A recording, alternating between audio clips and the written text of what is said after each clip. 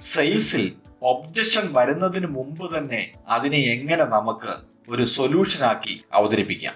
എൻ്റെ പേര് വർഗീസ് തരകൻ. ഇന്നത്തെ പുതിയ സബ്ജക്റ്റിലേക്ക് സ്വാഗതം.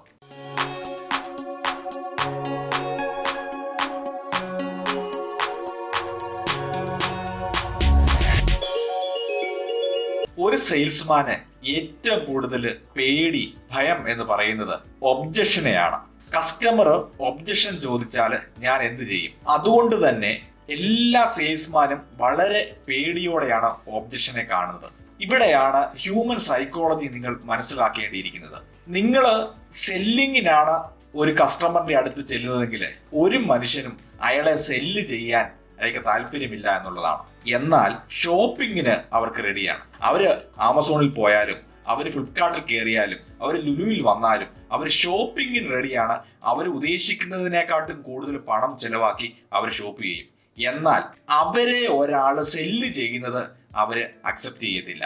അവിടെയാണ് ഒബ്ജക്ഷൻ എന്ന് പറയുന്ന ഒരു കാര്യം വരുന്നത്. നിങ്ങൾക്ക് ഒരു ഒബ്ജക്ഷൻ വരുന്നതെങ്കിൽ നിങ്ങൾ മെന്റലി സെറ്റ് ചെയ്യേണ്ടത് അത് ഒബ്ജക്ഷൻ അല്ല, പകരം കസ്റ്റമറിന്റെ ഒരു ഡൗട്ടാണ്, ഒരു ക്വസ്റ്റ്യൻ ആണ്. ആ ക്വസ്റ്റ്യൻ ആണ് എന്ന് നിങ്ങളോട് തന്നെ അത് പ്രസന്റ് ചെയ്യുമ്പോൾ ഓട്ടോമാറ്റിക് അതിന്റെ ആൻസർ നിങ്ങൾ പ്രസന്റ് ചെയ്യുമെന്നുള്ളതാണ്.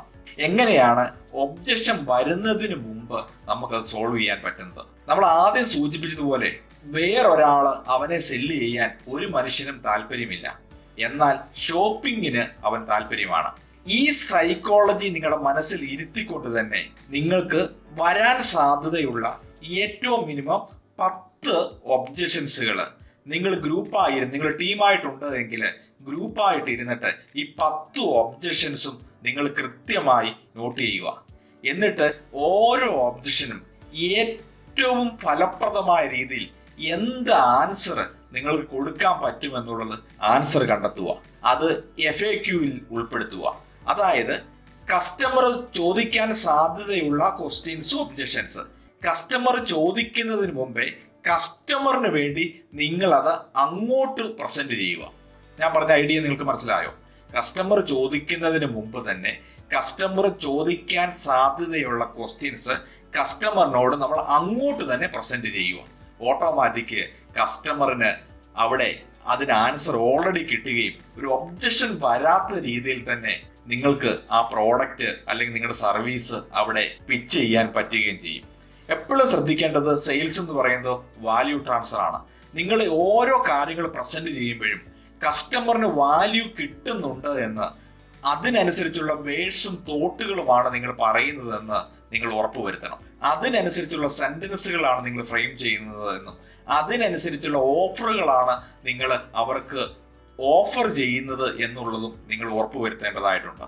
അപ്പൊ നമ്മൾ പറഞ്ഞത് ഒരു ഒബ്ജക്ഷൻ വരുന്നതിന് മുമ്പ് എങ്ങനെ ആ ഒബ്ജക്ഷനെ ഹാൻഡിൽ ചെയ്യാൻ പറ്റും എന്നുള്ളതാണ്.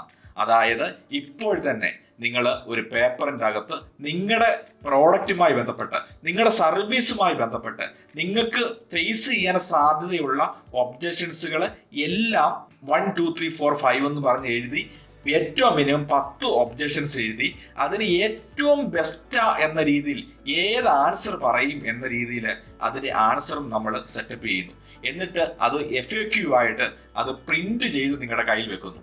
നാളത്തെ നിങ്ങളുടെ ജൂനിയേഴ്സ് വരുമ്പം അവരെ ട്രെയിൻ ചെയ്യുന്നതിനും എല്ലാം നമുക്കിത് യൂസ് ചെയ്യാൻ പറ്റും. എന്നിട്ട് കസ്റ്റമറുമായി നിങ്ങൾ കമ്മ്യൂണിക്കേറ്റ് ചെയ്യുമ്പം കസ്റ്റമറിന്റെ അങ്ങോട്ട് തന്നെ ഈ ആൻസറും ഈ ക്വസ്റ്റ്യനും ആൻസറും നിങ്ങൾ കസ്റ്റമറിനോട് അങ്ങോട്ട് തന്നെ പറയുന്നു. അതായത് കസ്റ്റമറിന് വേണ്ടിയിട്ട് നിങ്ങൾ ചോദ്യം ചോദിക്കുകയും അതിന്റെ ആൻസർ നിങ്ങൾ പറയുകയും ചെയ്യുന്നു. കസ്റ്റമർ ചോദിക്കുമ്പോഴാണ് അവിടെ സെയിൽസ് നടക്കുന്നു എന്നൊരു ഫീൽ വരുന്നത്. അതേ സമയത്ത് തന്നെ നിങ്ങൾ തന്നെ ക്വസ്റ്റ്യൻ ചോദിച്ച് നിങ്ങൾ തന്നെ ആൻസർ പറയുമ്പോൾ അവിടെ ഒരു ഷോപ്പിങ്ങിന്റെ ഒരു ഫീല് കിട്ടുകയും കസ്റ്റമർ ആ പ്രോഡക്റ്റ് വാങ്ങിക്കുകയും ചെയ്യും എന്നുള്ളതാണ്. നിങ്ങൾ യൂട്യൂബിലാണ് ഈ വീഡിയോ കാണുന്നതെങ്കിൽ ചാനൽ സബ്സ്ക്രൈബ് ചെയ്യാനും ലൈക്ക് ചെയ്യാനും മറക്കരുത്. നിങ്ങളുടെ വിലപ്പെട്ട കമന്റ് തീർച്ചയായും ഞാൻ എക്സ്പെക്ട് ചെയ്യുന്നു. ഫേസ്ബുക്കിലോ ഇൻസ്റ്റാഗ്രാമിലോ ആണ് നിങ്ങൾ വീഡിയോ കാണുന്നതെങ്കിൽ പേജ് ലൈക്ക് ചെയ്യാനും ഷെയർ ചെയ്യാനും മറക്കരുത്. മറ്റൊരു വീഡിയോയുമായി നമുക്ക് വീണ്ടും കാണാം. Thank you.